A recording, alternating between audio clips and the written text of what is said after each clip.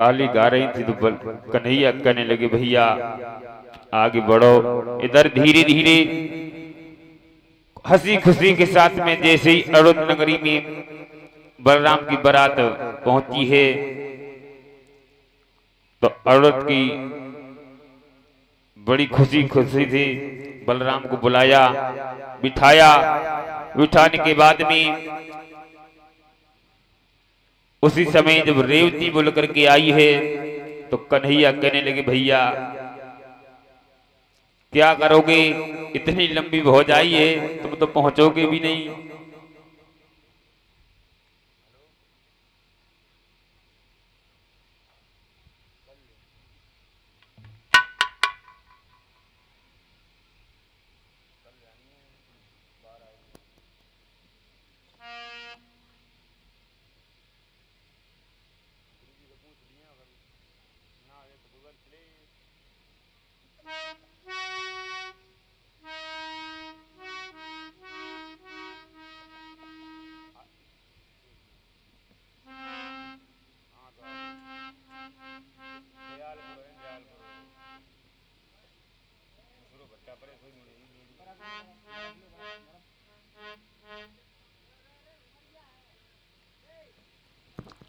बोलिए गोविंद भगवान की, सांचे दरबार की। एक भजन बोल लेते हैं परीक्षित महाराज।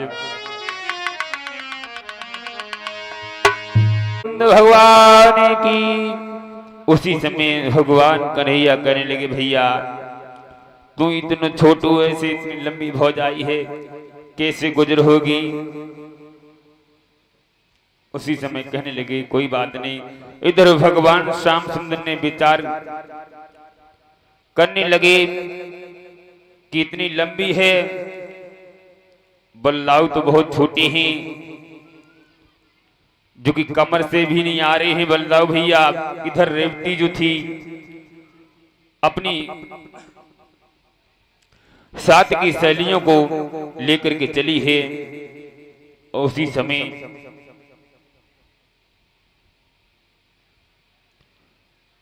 कन्हैया कहने लगे भैया देख ले अब तेरी कैसी गुजर होगी। उसी समय रेवती ने जाकर के बलराम को बरमाला पहनाई है। बरमाला पहनाने के बाद में मंडप के नीचे ले जाया गया। उसी समय कहने लगी, जब कुमार कलयुग आया तो नंबर आया तो कहने लगे भैया, कन्हैया मन ही मन में हंसने लगे। तो ब्रह्मा जी कहने लगे कन्हैया जब तुम ही हंसोगे तो ये जो और बराती हैं वे क्या करेंगे। तो उसी समय कहा है कोई बात नहीं।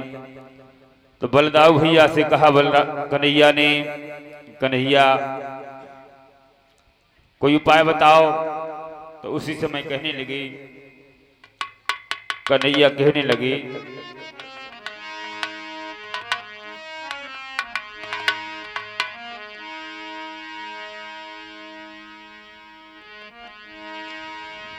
ये छोटो बलदाऊ और लंबी भौजाई है,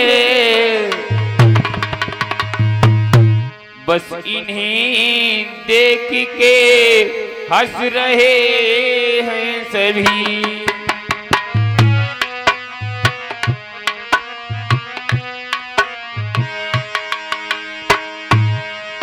ये छोटो बलदाऊ लंबी भौजाई है,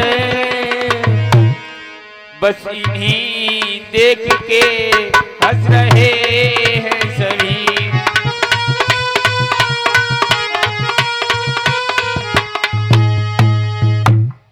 कन्हैया ने जवाब दिया तुम्हें मालूम नहीं है, देखो ये कैसी जोड़ी है। उसी समय भगवान कन्हैया ने कहा बलदाऊ भैया आप चिंता ना करो। उसी समय कहने लगी नारद जी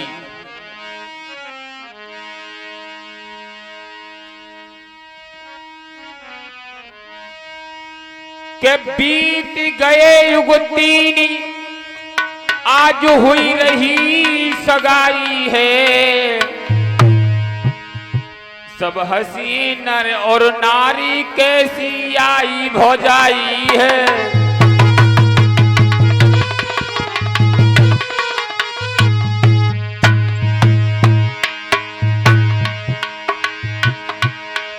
सब हसी लोग लुगाई कैसी आई भौजाई है।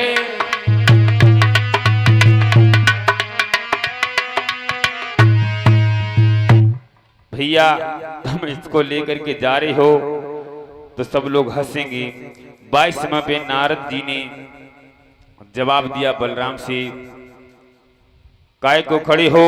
उसी समय नारद जी बात सुनकर के बलराम ने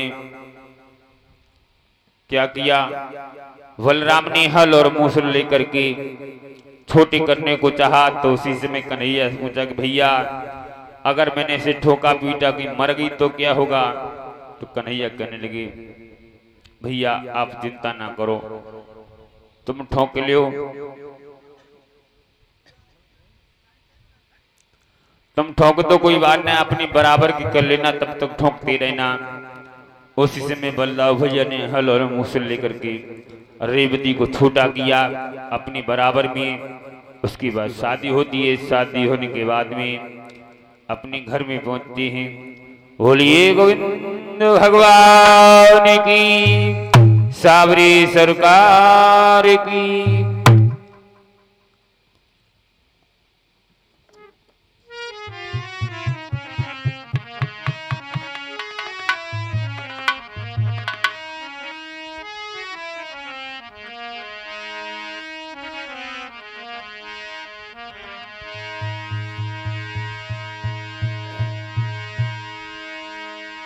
कि आई गो बुढ़ापो नहीं जानी रे, परीक्षित महाराज सफेदी आ गई है कि आई गो बुढ़ापो न जानी रे, और धोखा दे गई जवानी।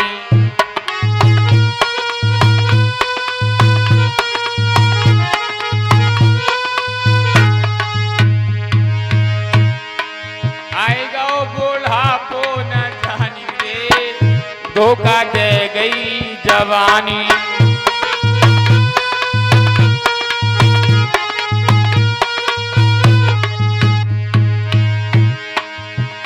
अरे पहलो बुढ़ापो जके बालन पे आयो,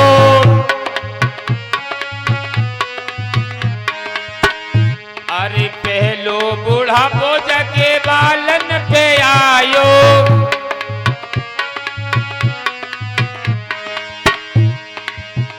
अब डाई ने करी मेहरबानी रे, दगा दे गई जवानी।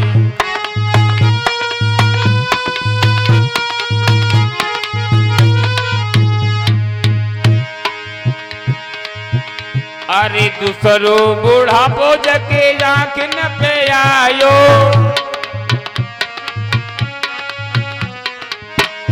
अरे दूसरो बुढ़ापो जके आँख न पे आयो,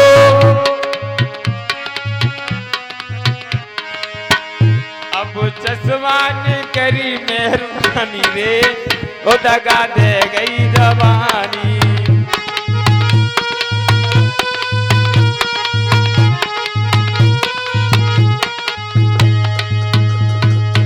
बोलिए गुरुदेव भगवान की।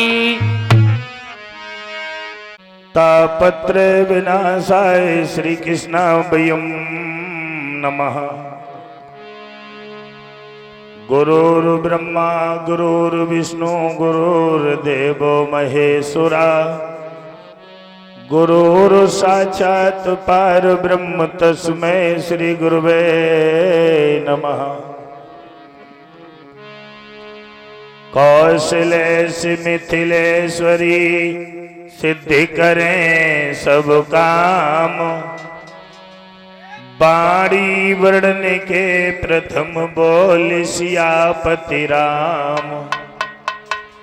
सरस्वती नमस्कारम वरदे कामरूपी विश्रूपी विशालाक्षी, विद्या दे मां सरस्वती। जिनकी कृपा कटाक्ष से ठौर मिलता नहीं कलेश को,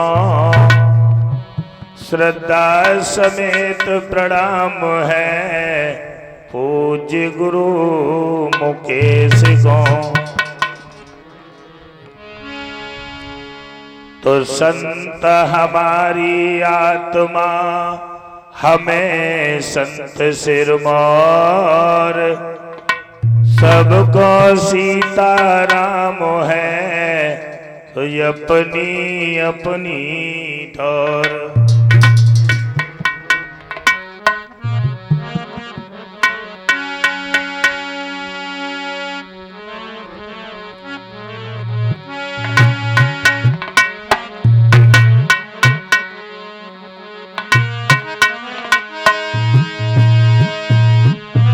विष्णु पिता लक्ष्मी मैया,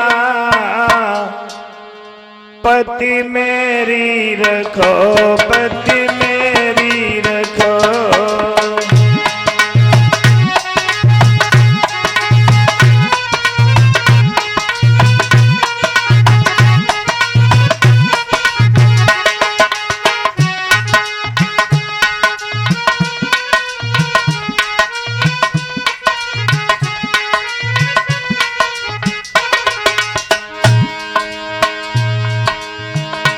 विष्णु पिता लक्ष्मी मैया, पति मेरी रखोरी पति मेरी रखो।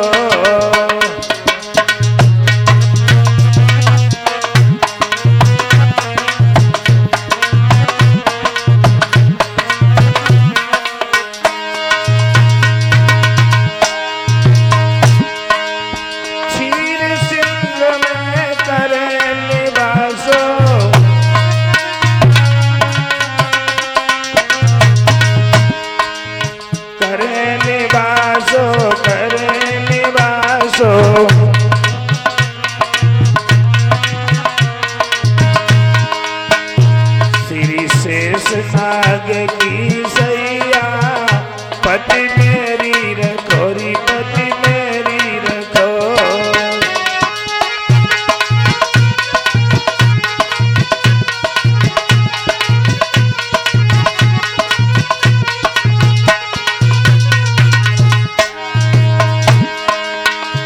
श्री विष्णु पिता लक्ष्मी मैया, पति मेरी रखोरी पति मेरी रखो।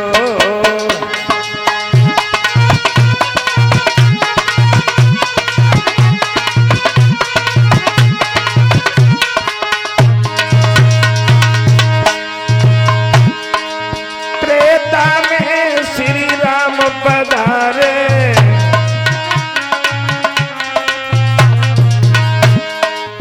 राम पधारे राम पधारे।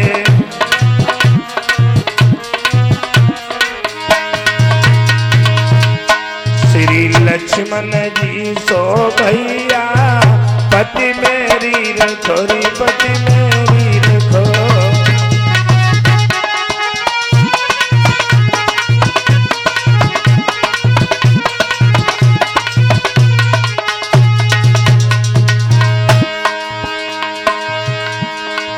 द्वापर में श्री कृष्ण चंद्र वे,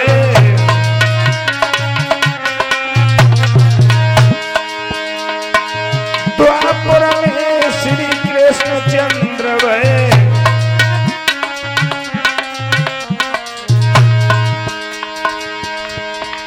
कृष्ण चंद्र वे कृष्ण चंद्र वे।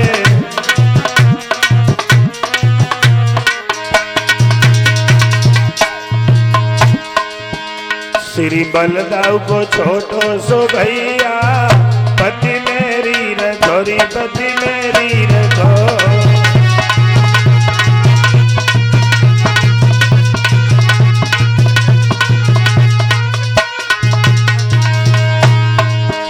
श्री विष्णु पिता लक्ष्मी मैया, पति मेरी रखो पति मेरी रखो।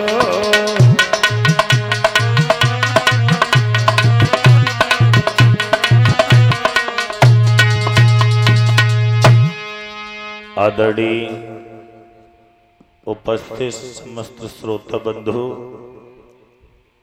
आदर के योग बुजुर्ग, प्यार करने योग बच्चे, सीता सावित्री गार्गी जैसी भूमि पे पलने वाली मात्र शक्ति, यज्ञ के अनुष्ठान का विराम का दिवस था।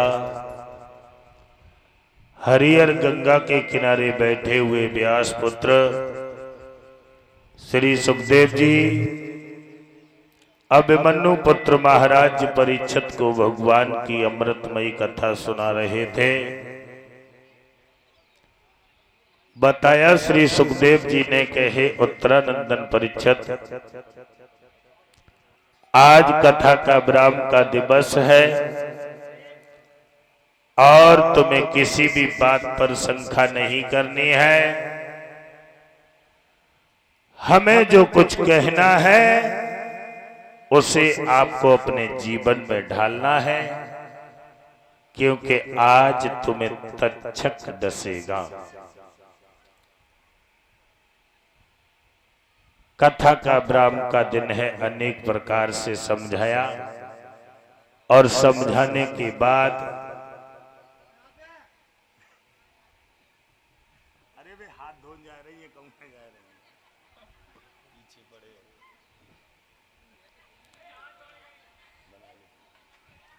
हाथ धोने गई है वे।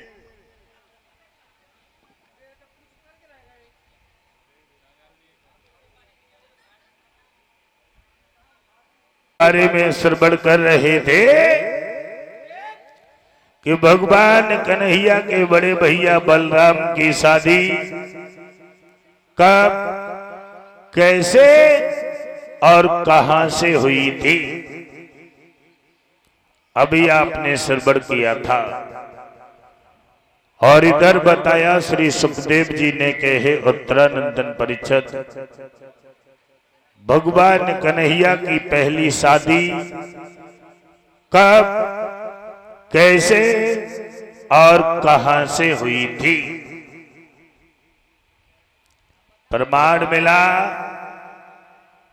जिला औरैया में दिव्यापुर छल्ला के पास में एक गांव पड़ता था कुदरकोट। जिला औरैया में दिव्यापुर छल्ला के पास में गांव का पड़ता है कुदरकोट। आज उसी कुदरकोट को पहले के जमाने में कुंदनपुर के नाम से पुकारते थे। आज बई कुंदनपुर कुदरकोट के नाम से पुकारा जाता है। यहीं के महाराज भीष्मक थे। भीष्मक के आंगन में लड़का तो अनेक थे, लेकिन लड़की एक भी नहीं थी। महाराज भीष्मक ने विचार बनाए कि मेरे आंगन में अगर एक लड़की पैदा हो जाए तो मेरा आंगन पवित्र हो जाएगा, क्योंकि लड़का से लड़की का फल दूना होता है। भीष्मक ने ये विचार बनाया, मेरे आंगन में लड़की पैदा होगी, हम उसे पालेंगे, बड़ा करेंगे और उसकी शादी करेंगे, कन्या दान लेंगे तो मेरा आंगन पवित्र हो जाएगा। ये विचार बनाए। पहले के जमाने में लोग सोचा करते थे कि हमारे आंगन में एक लड़की पैदा हो जाए। पिछले जमाने में सोचते थे, लेकिन आज के जमाने में कोई नहीं सोचता है कि लड़की पैदा हो जाए। आज के जमाने में सब यही विचार बनाते हैं कि हमारे आंगन में लड़का पैदा हो जाए। अब अंदाजा ये लगाओ कि सबके आंगन में लड़का पैदा होगा तो बारात किनके दरवाजे पे ले जाओ, हैं? चुपरा बिहार में ले जाए। बिहार वाले ना सोच सकता है कि हमारे आंगन में लड़का पैदा हो। पागल है, हर व्यक्ति सोच सकता है। जब सबके घर में लड़का पैदा होगा तो बारात किसके दरवाजे पर ले जाओगे? ये पहले के लोग सोचा करते थे। आज की कोई नहीं सोचता कि मेरे आंगन में लड़की पैदा हो। और देखा होगा भगवान की दया से अल्ट्रासाउंड क्या चल गए हैं, पहुंचे, देखा लड़का है तो कोई बात नहीं, लड़की है तो क्या जमाना है। दुनिया के लोग उस मथुरा वाले कंस को बुरा बताते हैं और ये कहा करते हैं कि मथुरा के कंस ने अपनी बहन देवकी के 6 बच्चों को मार दिया था। मारा था, हाँ, 6 बच्चों को मारा था और उसे बुरा बताते हैं। लेकिन वो कंस बहुत अच्छा था। आज के कंस से मथुरा का कंस लाख गुणों बढ़िया था। उस कंस ने अपनी बहन देवकी के 6 बच्चों को दुनिया में आने के बाद मारा था, पैदा होने के बाद मारा था। लेकिन आज के कंस ऐसे हैं जो बच्चा पैदा नहीं हो पाता तब तक मां के गर्भ में ही कटवा देते हैं उसे। तो आज को कंस बढ़िया है या पहले बार कंस बढ़िया? तो आज के कंस ऐसे हैं जो बच्चा पैदा नहीं हो पाता उससे पहले मां के गर्भ में कटवा देते हैं। अरे धिक्कार है ऐसे लोगों को। बच्चा दुनिया में आ रहा है, उसे आने दो, पता नहीं कैसी किस्मत लेके आ जाए, कोई पता है।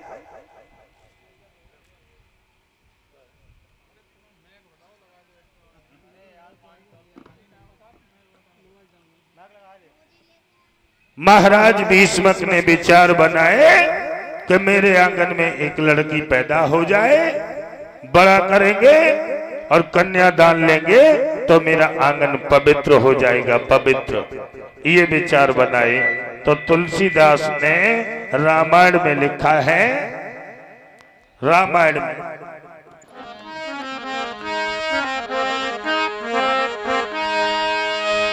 कि जो इच्छा करियो मन माही और राम कृपा कछु दुर्लभ नाई।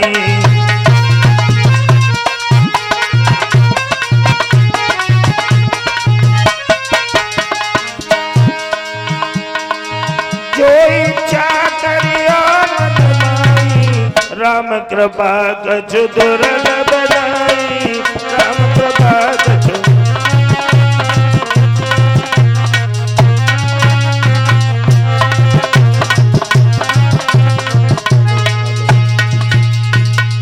इंसान सच्चे मन से, सच्ची आत्मा से जैसे विचार बनाता है उसे वैसा ही फल मिलता है।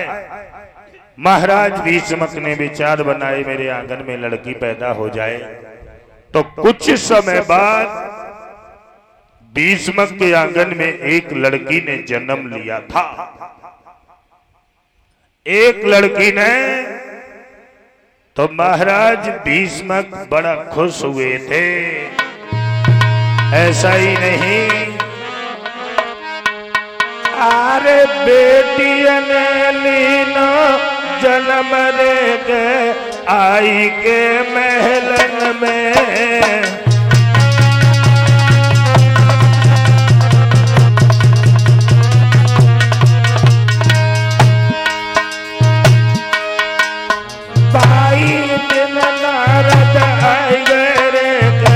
ललाई नंगर में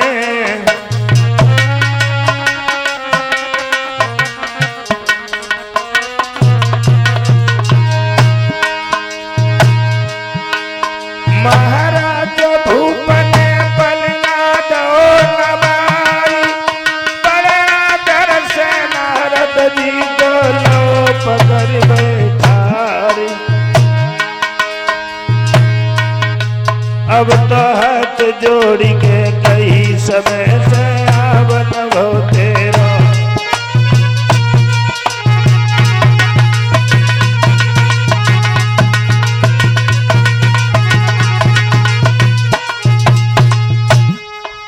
आंगन में लड़की ने जन्म लिया। देव ऋषि नारद जी का पदार्पण हुआ। महाराज भीष्मक ने नारद को सुंदर से आसन पर बिठाला और नारद ने जब राजा के चेहरा को देखा, जवाब दिया, भीष्मक, भीष्मक, मैं कुछ ज्यादा ही खुश नजर आ रहे हो। खुशी वाली बात है तभी तो खुश नजर आएंगे। क्या हुआ, क्या मिल गया जो खुशी वाली बात है? हमारे घर में एक बेटी ने जन्म लिया है। लक्ष्मी आ गई घर में। हाँ, बहुत खुशी की बात, बहुत अच्छी बात, ये तो वास्तविक खुशी की बात है। और आप भी ऐसा करो, हस्तरेखा देखो हमारी बेटी की, नामकरण संस्कार करो, किसके साथ में शादी होगी। एक बात बताओ, लड़की पैदा नहीं हो पाई उससे पहले तुम्हें शादी की चिंता बढ़ गई? नहीं, ऐसी खैर कोई बात नहीं। हस्तरेखा कहाँ है तुम्हारी बिटिया? हमारी बेटी जही बैठी है तुम्हारे बराबर। हमारी अल्लाह। और पत्रा निकाली, दिन दिशा देखने लगे, नाम रखने लगे थे देव ऋषि नारद। किसो मेरे गुरु की बात, पत्रा हाथ दे बने लियो, अमुन सोची बाकी लगन उड़े के नाम धरी दियो।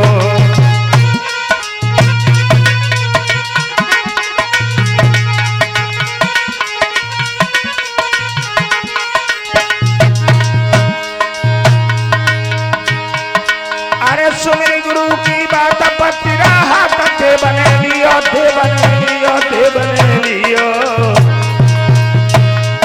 मुनि सोची बाकी लगन उरे के नाम धरी दियो।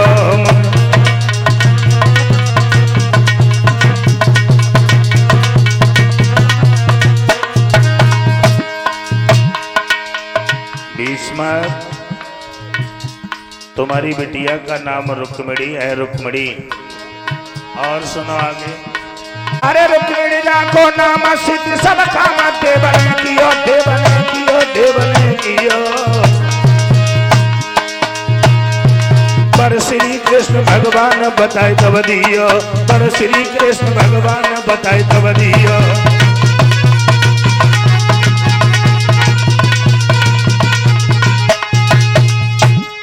तुम्हारी बिटिया घर का कार्य करने में तेज होगी, पढ़ने लिखने में तेज होगी, और इसका नाम रुक्मिणी है। आगे चल के तुम्हारा दामाद बनेगा। इसकी शादी जो होगी वो कन्हैया के साथ होगी। बहुत सुंदर बाबा नारद। अब हमारी दक्षिणा हमें दो और हमें निकलने दो। दक्षिणा दक्षिणा दे दो, चलो पकड़ाओ दक्षिणा पंडितों को। इतने सिका हो जाए, फिर बाद में देखियो बफरम आएगी। और विदा कर दिया। रुक्मिणी का आंगन में पालन पोषण होने लगा था। धीरे धीरे समय गुजरा तो एक दिन वही नारद रुक्मिणी के महलों की गली से गुजरते हुए गुनगुनाते हुए चले।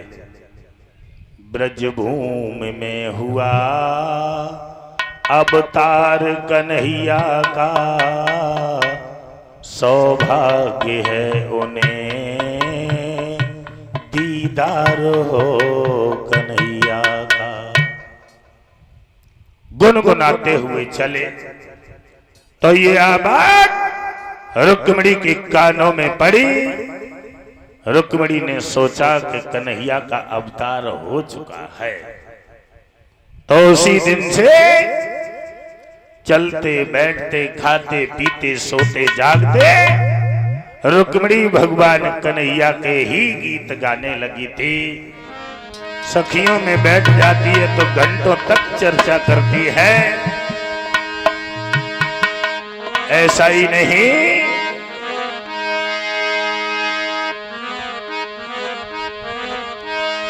भगवान कन्हैया के गीत गाने लगी थी कि रुकी मेरे मन में सोचने लगी, और जीवन बिन व्यर्थ हो रहे हैं।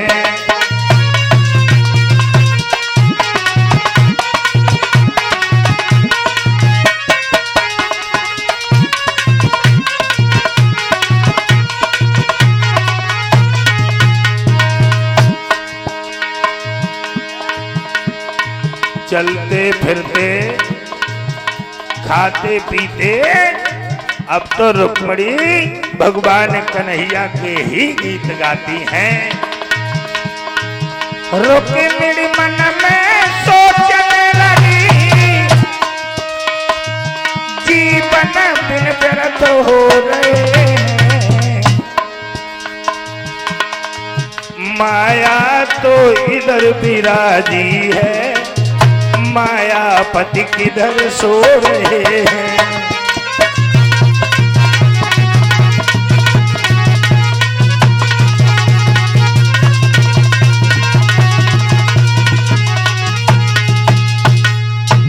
हर वक्त भगवान कन्हैया के ही गीत गा रही हैं।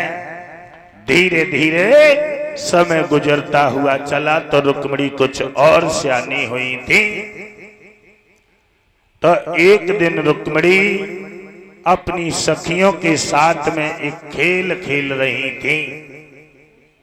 गुड़िया गुड्डा को ब्याह हुआ। रुक्मणी ने बनाया था एक गुड्डा और रुक्मणी की सखियों ने बनाई थी गुड़िया। रुक्मणी की मां ने देखा, रुक्मणी से जवाब दिया, बिटिया क्या कर रही हो? जवाब दिया, मैया हम अपने गुड्डा की शादी कर रही हैं, गुड्डा की शादी कर रही हैं। मां के दिल में झटका सा उठा कि हमारी भी लड़की गुड्डा के योग्य हो गई है और अच्छा घर ढूंढ करके शादी कर दें तो बहुत अच्छा रहेगा। ये विचार बनाए और आगे बढ़ी, अपने पति भीष्मक के पास पहुंची और भीष्मक से जवाब दिया है, महाराज बात ये है कि मेरे कहने से तुमने क्या नहीं किया जी मेरे भोले पिया, मेरे भोले पिया।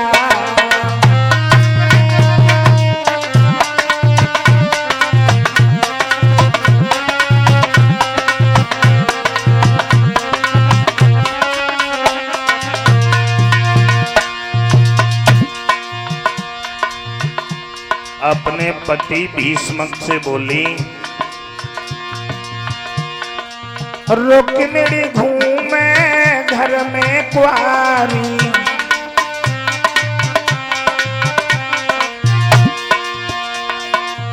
देवलली की गऊ भमरियां डाली,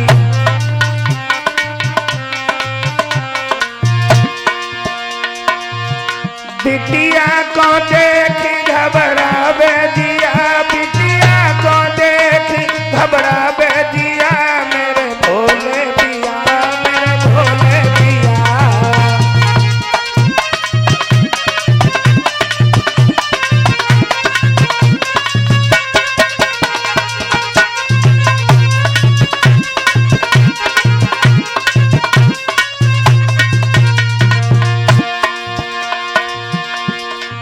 जब जब बात कही मैंने तुमसे,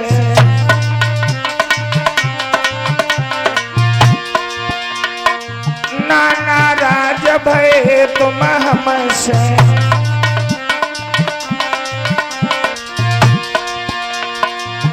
हरि भक्त प्रेम यति हमसे किया, मेरे भोले पिया, मेरे भोले पिया।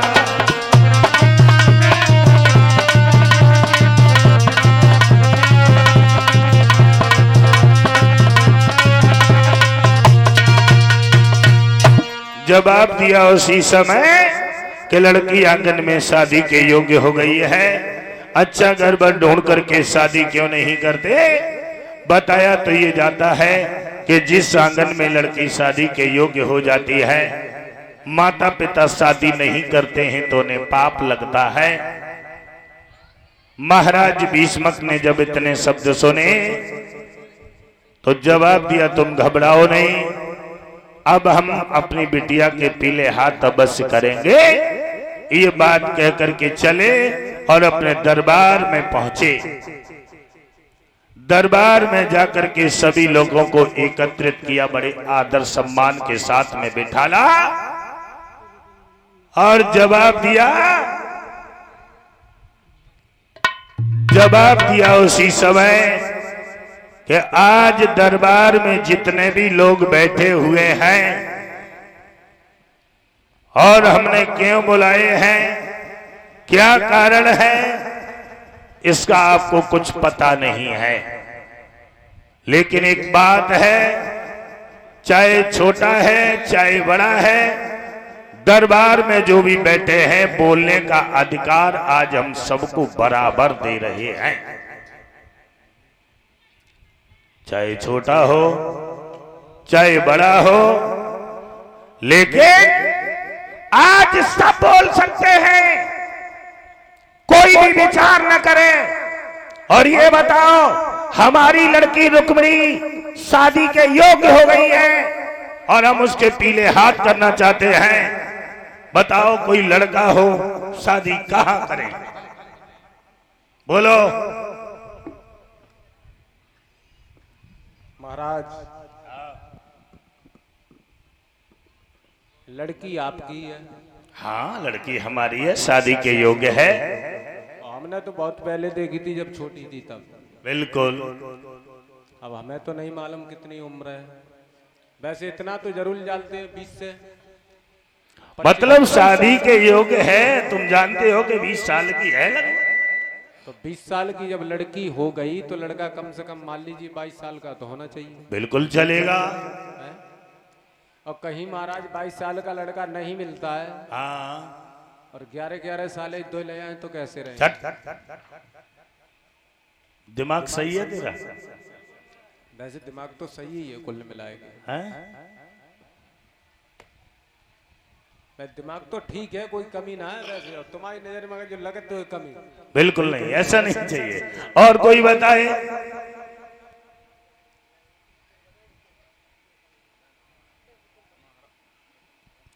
लड़का की चाहत में हो महाराज। हाँ बिल्कुल, लड़का बताओ, कोई बढ़िया बताओ जहां हम अपनी लड़की की शादी कर दें। लड़का हमने बड़ी ही बताई आज दिन तक। बताओ। एक लड़का हमारी नजरों में है महाराज। कौन है, कहाँ का है, बताओ। बहुत अच्छा है और बहुत अच्छी नौकरी भी करता है। नौकरी भी कर रहा है? बिल्कुल। बताओ कहाँ है। और सुनो, ऐसी वैसी नौकरी ना कर, कितो बड़ो अधिकारी होए, बैठा सब पीछे ही बगे। चाहे पीएम, चाहे जीएम, चाहे सीएम, चाहे डीएम, चाहे एसडीएम, सब पीछे ही बैठा था। अच्छा, उसके पीछे बैठते हैं सब? बिल्कुल। वो सबसे आगे बैठता है? वो सबसे आगे बैठता है। क्या करता है ये तो बताओ, ऐसे लड़का की हमें जरूरत है। वो हर के निवास में टेर्री चलाता है।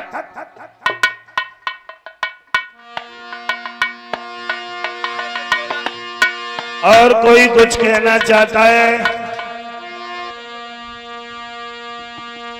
और कोई बोलना चाहता है, वो बताए। पिताजी, दंत वक्त कैसा रहेगा? वो अच्छा नहीं है। तो भी नहीं।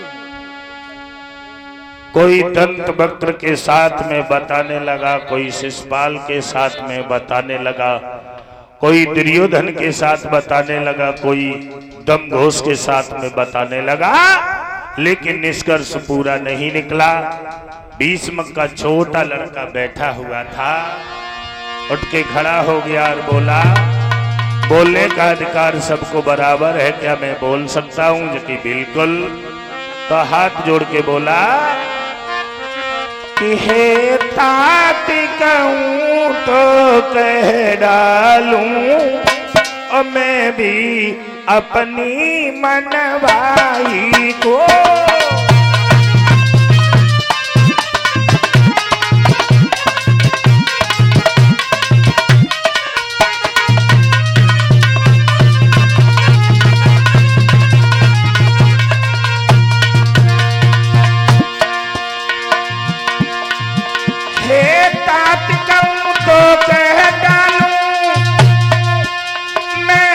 अपनी मन भाई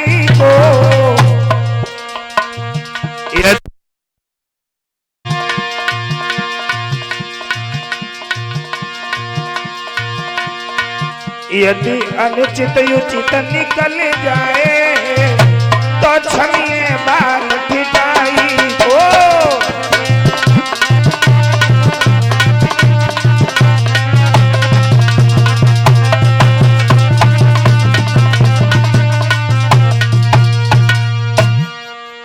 छोटे लड़के ने जवाब दिया, पिताजी बोलने का अधिकार सबको बराबर है कि बिल्कुल मैं बोल सकता हूँ जी, बिल्कुल बोल सकते हो। कहो क्या कहना चाहते हो, तुम्हारी इच्छा क्या है? पिताजी के चरणों में मेरा प्रणाम हो। आयुष्मान भव, सदा सुखी रहो, चिरंजीव रहो। क्या बोलना चाहते हो बताओ। अगर मेरी बहन की शादी होना चाहिए तो भगवान कन्हैया के साथ। बहुत अच्छे मेरे लाल, बहुत अच्छे। आज तो तूने मेरे मोह की बात छीन ली। यही बात हम सोच रहे थे कि तेरी बहन की शादी करेंगे तो कन्हैया के साथ करेंगे। बहुत सुंदर और बड़ी बात तूने आज हमसे कह दी। लेकिन बड़ा लड़का भीष्मक बैठा हुआ था, रुकुम बैठा हुआ था, तो रुकुम उठ करके खड़ा हो गया। पिताजी, पिताजी, ये हमारे कानों में तालियों की गुनगुनाहट कहां से आ रही है? अरे तुझे नहीं पता, आज तेरी बहन की शादी का निष्कर्ष निकला है इस वजह से। और तेरे छोटे भैया ने बताया है कि तेरी बहन की शादी कन्हैया के साथ होनी चाहिए। कन्हैया के साथ? हाँ, मतलब हमारे छोटे भाई ने ये बात बोली है? हाँ, और ये हम सोच रहे थे भाई तेरे भैया ने। रुको रुको, पहली बात तो ये बताओ, जहां जिसका बाप बैठा हो, सभा लगी हो, बड़ा भाई बैठा हो, और मतलब छोटे भाई का इतना अधिकार जो हमसे बगैर पूछे बताए, वो भी कन्हैया जैसे। सुन सुन सुन, आज बोलने का अधिकार हमने सबको बराबर दिया है। दिया तो है, वो तो जब तू नहीं बोला तो उसने बता दिया, तो क्या बुरा कर दिया? कोई बात ना है, उसने बताया आप तुम जाओ अपने घर पहुंचो, ठीक है, हम थोड़ी 2 मिनट ने। क्यों तूने बताओ, भगवान का नहीं है? तेरी इतनी हिम्मत है? तेरी बहन है, हमारी कौन सी? हमारी का चुना है? मेरी भी बहन तेरी है।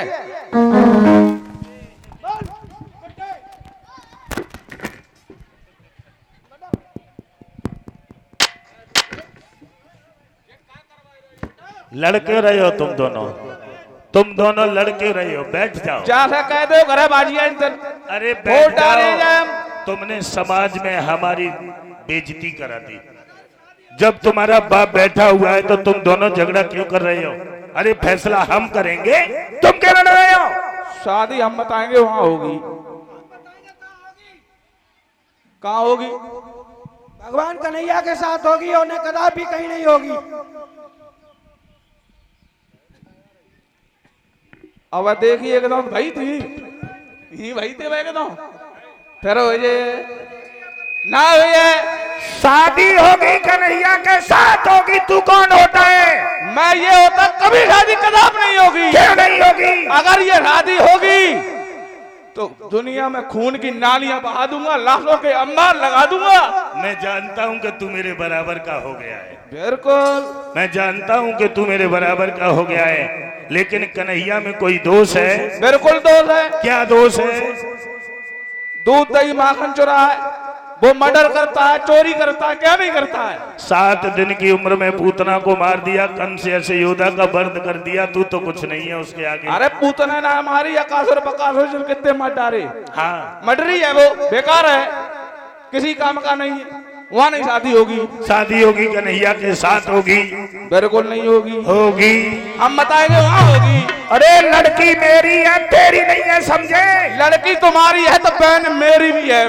मेरी तेरी ना शादी होगी कन्हैया के साथ होगी। नहीं होगी। नहीं मानेगा? बिल्कुल नहीं मानेंगे। और मान जाए तो? और ना माने तो? अगर तू मेरा लड़का नहीं होता तो मैं तेरा सर काट देता। अगर तुम मेरे पिता ना होते तो बठिया नर के आगे जरा देते। देख रहे हो कैसा लड़का है जो बाप के सामने बोल रहा है। देख रहे कैसे बाप लड़का बराबर को हो जाता हूँ, बात मानी जाते हमारी मानो। अच्छा एक बात बता। हाँ तू बता, तू किसके साथ में करेगा शादी? हाँ, अब बनी बात ना, अब आए लाने पर बता। हम बताएं, बहुत निराला है। कौन है? और किस्मत वाला है और पैसे वाला है और रिश्ते में मेरा साला है। मन्नू को बिट्टू है। क्यों? अपने साले के साथ शादी करेगा? तो कहेगो बहन की शादी अपने साले के साथ? अब रुक जाओ, जब वो अपनी बहन मोह दे सके तो मैं अपनी बहन ना दे सकता भाई। व्यवहार चलाए रहो। बिल्कुल। जवाब दिया रुकुम ने उसी समय। सुनो बात ये है, अरे मेरो सारो से सपाल रे नजर में बबुला आवे।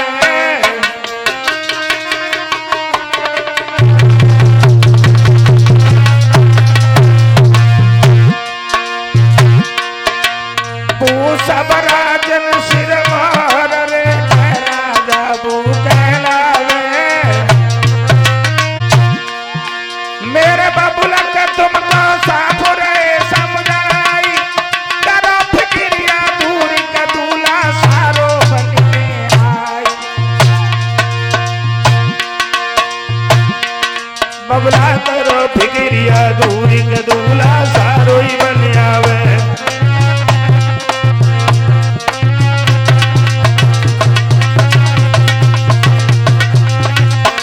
चंदेली का राजा जो शिषपाल है वो मेरा रिश्ता में साला है, उसके साथ मेरी बहन की शादी होगी। भीष्म कहने लगे बेटा मेरे बुढ़ापे की तरफ सोच, ये धब्बा लग जाएगा। दुनिया में ऐसा किसी ने नहीं किया जो अपनी बहन अपने साले के साथ में कर दे। महाराज भीष्म बोले रुकुम,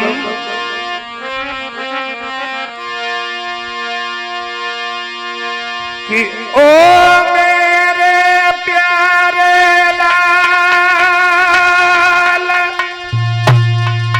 मत करिए विवाह चंदेली में। और बेटा इतना ध्यान रहे लगी जाए न दाग सफेदी में।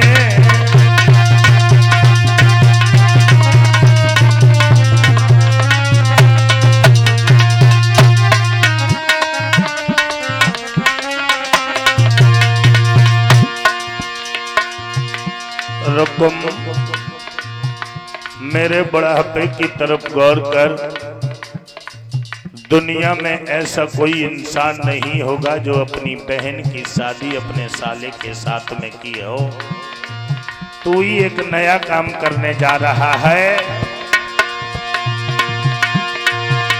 ओ मेरे प्यारे लाल, मत करिए विवाह चंदेली में। मेरे लाला इतनो ध्यान रहे लगी जाए न दाग सफेदी में।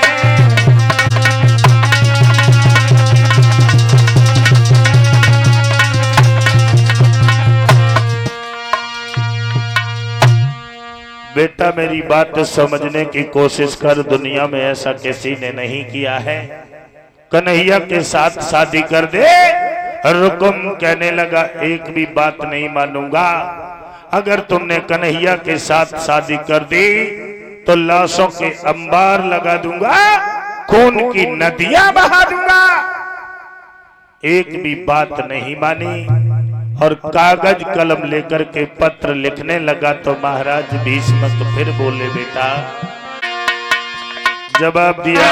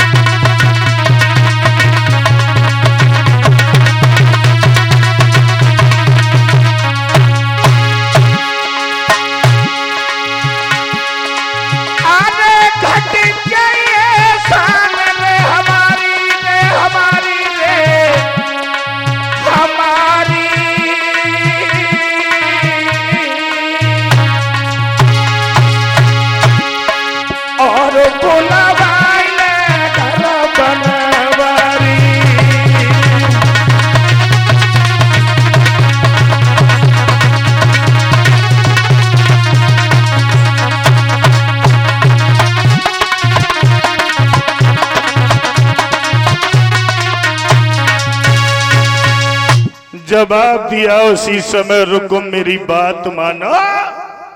अकेली लड़की है, कन्हैया को बुलवा लो, उनके साथ में शादी कर दो। लेकिन रुकुम ने एक भी बात नहीं मानी। कागज कलम हाथ में लिया और पत्र लिखा, पत्र अपने साले शिषपाल के लिए कि प्रणाम मेरी स्वीकार करो, स्वीकार करो ओ भूप चंदेली के तपधारी।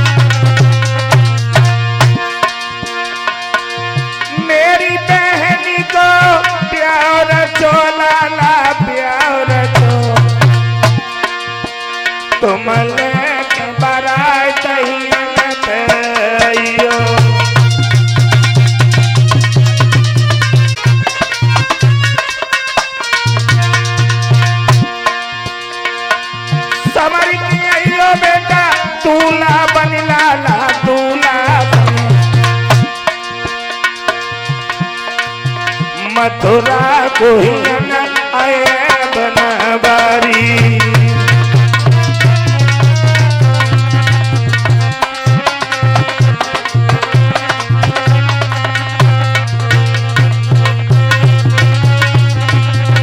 साफ अक्षरों में खत लिख दिया अपने साले शिषपाल के लिए रुकुम ने।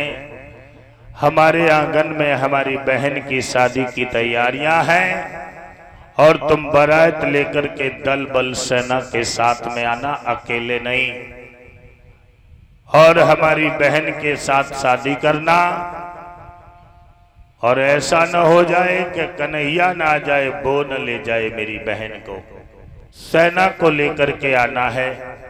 खत बंद किया और खत बंद करके बही खत जो था नाई को दे दिया। जवाब दिया, ये खत लेकर के चले जाओ, चंदेली के राजा शिषपाल को दे देना जाकर के। नाई खत लेकर के धीरे धीरे आगे बढ़ता हुआ चला, चंदेली के राजा शिषपाल के आंगन में पहुंचा और शिषपाल को अकेले में ले गया। अकेले में बही पत्र निकाल के दिया। शिषपाल कहने लगा, कहां का खत है? जवाब दिया, महाराज स्वयं पढ़ के देख लो। शिषपाल ने जब खत खोल के पढ़ा तो जवाब दिया, नाई ये बात झूठ तो नहीं है? नाई कहने लगा, महाराज बिल्कुल झूठ नहीं है, सच है, वहां तैयारियां हैं। जवाब दिया, बहुत सुंदर। दुनिया के बहनोई अगर हो तो हमारे जैसी बहनोई हो, क्योंकि हमारी बहनोई की बहन रुक्मिणी इतनी सुंदर है, अगर घर में आ जाएगी तो दीपक की जरूरत नहीं पड़ेगी, शादी करेंगे हम ही करेंगे। ये बात कह करके आगे बढ़ा और आगे बढ़ के अपनी भाभियों के पास में पहुंचा। भाभियों से जवाब दिया है कि तुम एक काम करो, हमें दूल्हा बनाओ बहुत जल्दी, और हम शादी करने के लिए जा रहे हैं, दूल्हा बनाओ बहुत जल्दी करो। दूल्हा बना दे तो कहाँ जा रहे? शादी करने जा रहे हैं, तुम्हें ना मालूम? दूल्हा बना। शादी करने जा रहे? हाँ। को है? कहाँ की लड़की नहीं है? रुक्मिणी के संग शादी करने जा रहे हैं, रुक्मिणी के संग। रुक्मिणी के संग करने जा रहे? देखो जब बताओ रुक्मिणी तुम्हारी लगत है को लगती है? बता दे तब तो करने जाइयो बाद में। तुम ही बताए दो को लगती है। तुम्हारी बहन के नंद लगते शायद है नहीं हाँ।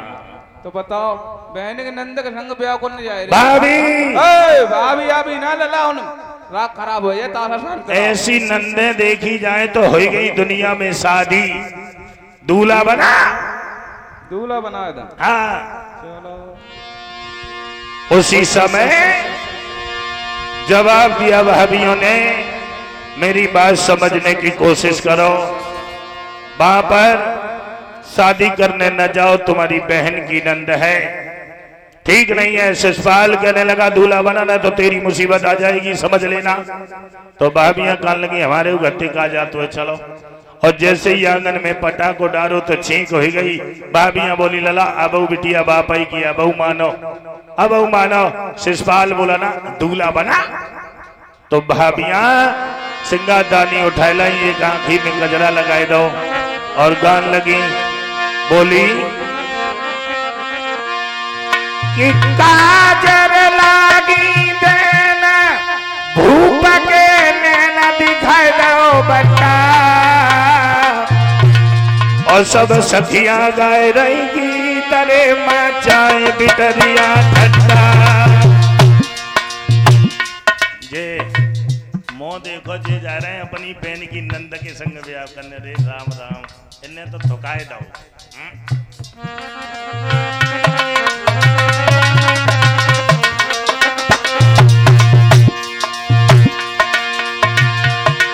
अरे काजर लागी देना भूप के नैना दिखाए दो बट्टा, दिखाए दो बट्टा, दिखाए दो बट्टा। सब सखियां गाए रहेंगी करे मचाए बिटरिया ठट्टा। सब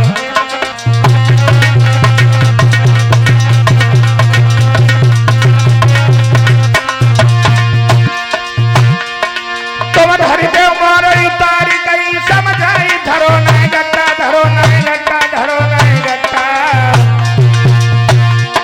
बादुई दूल्हा कनारी परे वो रट्टा, बादुई दूल्हा कनारी परे वो रट्टा।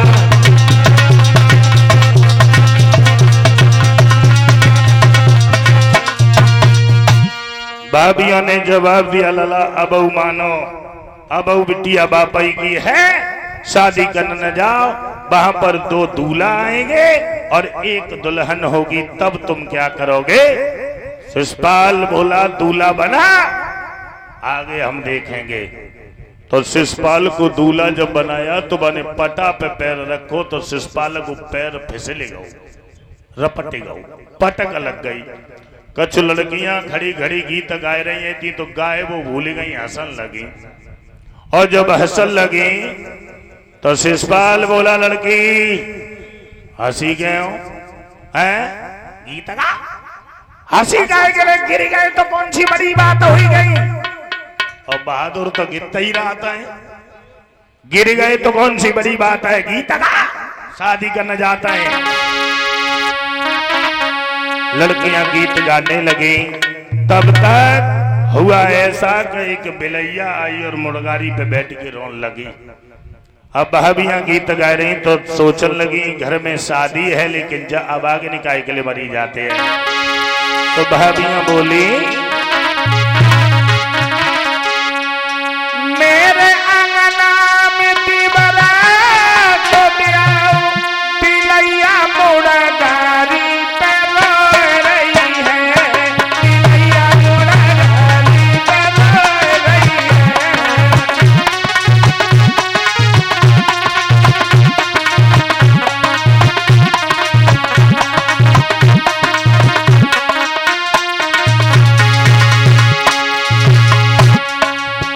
हम कसम खात आज के बाद न कहें काऊ से कीर्तन बोलने की। आज 6 बजे तक और बोलो, आज के बाद कीर्तन बोलने की काऊ से न कहें।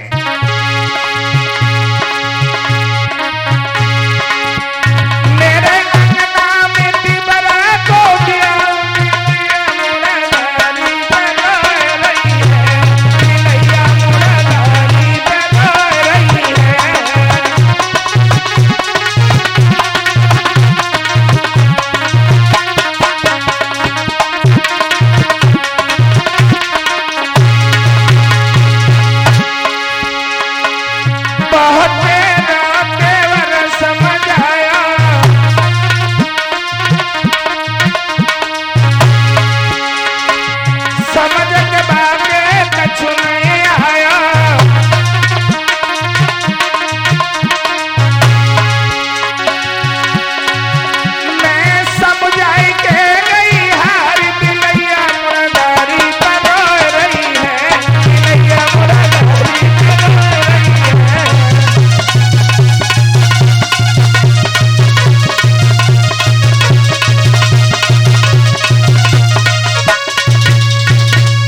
भाभियां गीत गान लगी कि घर में शादी है, लेकिन जब भाग्य का अकेले मरी जाते हैं।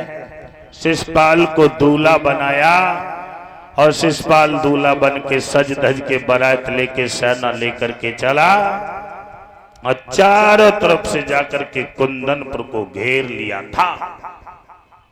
रुक्मिणी आंगन में बैठी हुई थी। रुक्मिणी की सखियां आई, जवाब दिया रुक्मिणी अब तो बड़ा खुशी की बात है कि तुम्हारी शादी तय हो गई है, शादी होगी। रुक्मिणी कहने लगी किसके साथ होगी? जवाब दिया चंदेली का राजा शिषपाल है उसके साथ। रुक्मिणी कहने लगी हम अपने भैया के साले की दुल्हन बन के जाएंगे, कदापि नहीं होगा ऐसा। अगर मेरा भाई जबरदस्ती शादी कर देगा और हमें विदा कर देगा तो हम चोरी से अपने पास में कटारी को रख लेंगे, रास्ते में अपने पेट में कटारी मार लेंगी, वहां हम नहीं बल्कि हमारी लाश उतारी जाएगी। हम अपने भैया के साले की दुल्हन बन के नहीं जाएंगे। सब लड़कियां चली गई और रुक्मिणी आंगन में बैठी थी। तब तक एक पंडित जी आ गए और पंडित जी ने जवाब दिया रुक्मिणी कल न परों तेरी शादी होने वाली है और तू ससुराल चली जाएगी, जो कुछ दान करना है वो अब ही कर ले। रुक्मिणी कहने लगी पंडित जी शादी नहीं बर्बादी होने जा रही है। क्या मतलब? मतलब ये है तुम ही देखो दुनिया में ऐसा कोई भाई होगा जिसने अपनी बहन की शादी अपने भैया के अपने साले के साथ में की हो? जवाब दिया पंडित जी ने ऐसा तो दुनिया में कोई नहीं है। हमारा भैया हमारी शादी अपने साले के साथ करना चाहता है। पंडित जी कहने लगे एक बात बता, तू उसके साथ शादी नहीं करेगी तो फिर किनके संग शादी करे? जवाब दिया कन्हैया के अलावा हम का दूसरे के साथ शादी नहीं करेंगे। पंडित जी बोले कन्हैया से कबू मुलाकात भाई मिले या ना मिले, जानते हैं कि ना जानते हैं? रुक्मिणी कहने लगी मुलाकात तो नहीं हुई है, लेकिन इतना मालूम है कि वो कहाँ रहते हैं। पंडित जी कहने लगे फिर वैसे ही मरी जाती है। रुक्मिणी कहने लगी पंडित जी एक काम करो। कहा कि हम खत लिखे देती हैं और हमारी खबर लेकर के तुम चले जाओ, पत्र लेके चले जाओ। पंडित जी कहने लगे हाँ बोले सोई सागर खोले, हम तो बिल्कुल नहीं जाएंगे। तो रुक्मिणी अंदर गई, अंदर खुटिया पे कटारी टंगी रही और उतार के लाई और जवाब दिया पंडित जी अगर हमारा पत्र लेकर के नहीं गए तो हम अभी कटारी अपने पेट में मार के मर जाएंगी। पंडित जी सोचने लगे जा अच्छी मुसीबत लग गई। पंडित जी बोले मरे मत, पत्र लिख दे और हम तेरी खबर करे आएंगे। तो रुक्मिणी भगवान कन्हैया के लिए पत्र लिखने लगी थी। साफ साफ अक्षरों में लिख दिया कि हे श्याम सुंदर अगर तुम लेने के लिए हमें नहीं आए तो ये रुक्मिणी जिंदा नहीं बचेगी, मर जाएगी, क्योंकि हमारे भैया के साले ने चारों तरफ से आकर के नगर को घेर लिया है। पत्र बंद करके पंडित जी को दे दिया।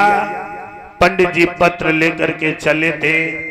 बूढ़ा ब्राह्मण था, चला नहीं जा रहा था। तो रास्ते में पंडित जी एक वृक्ष के नीचे आसन लगा करके लेट गए तो उन्हें नींद ने दबा लिया। विश्राम करने के लिए आसन लगाया कि दो पारी बिल माले चाई बगिया में दो पारी बिल माले।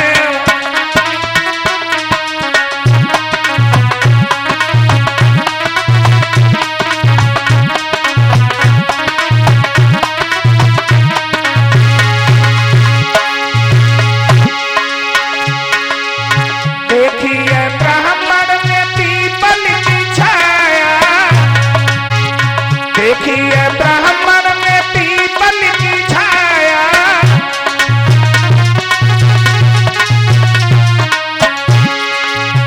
बेटन को ब्राह्मण ने आसन लगाया,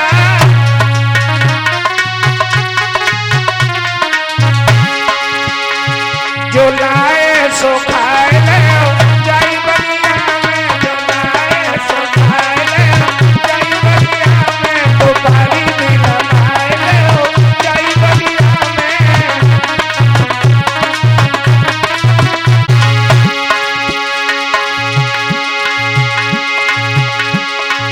चलत चलत मेरी पैया पिरानी,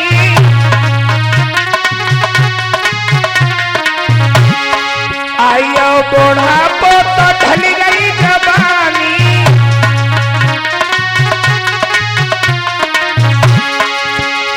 कचहरी गुण गाए जाई बलिया में, कचहरी गुण गाए जाई बलिया में।